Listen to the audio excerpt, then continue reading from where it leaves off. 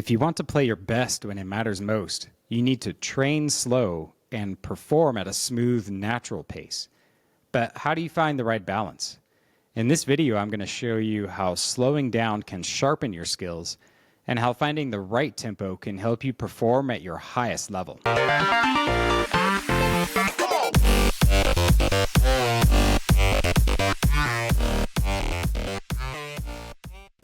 If you want to improve your game, you need to slow down.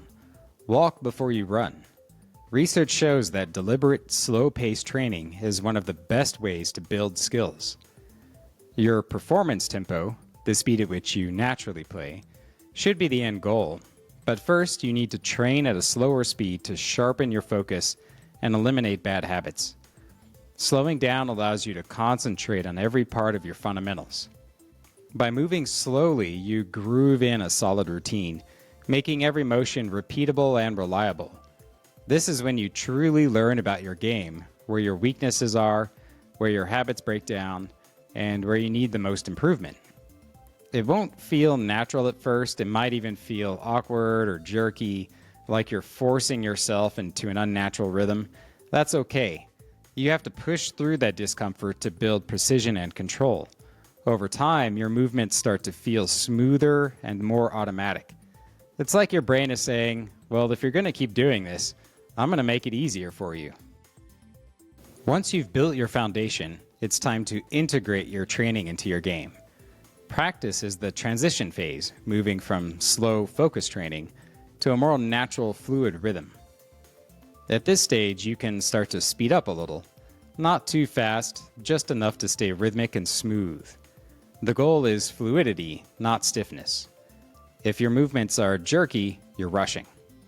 Making changes to your fundamentals can be difficult, especially when you go back to random shots instead of controlled drills. During this transition, I like to take notes of all the missed shots and positioning errors that don't meet my expectations and analyze patterns to identify what still needs work.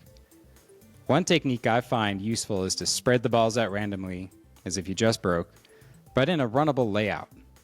If you make a mistake on a shot, set it back up and try again until you eventually run out the rack successfully.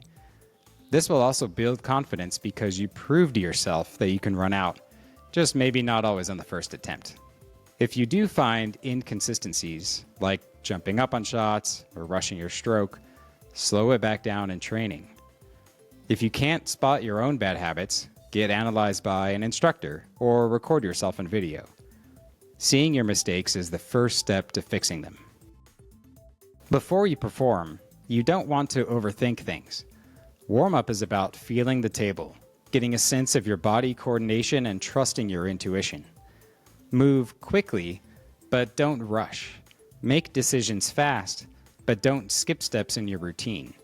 Let your body and mind sync up with the equipment, and once you're locked in, you're ready to perform. When it's time to perform, your tempo should be natural. You should take enough time to make the best decisions and visualize the shots, but once you commit, play at your normal pace. Your focus should be primarily on what's happening on the table and not too much in your routine. Trust in your fundamentals and play in front of the cue ball and not behind it.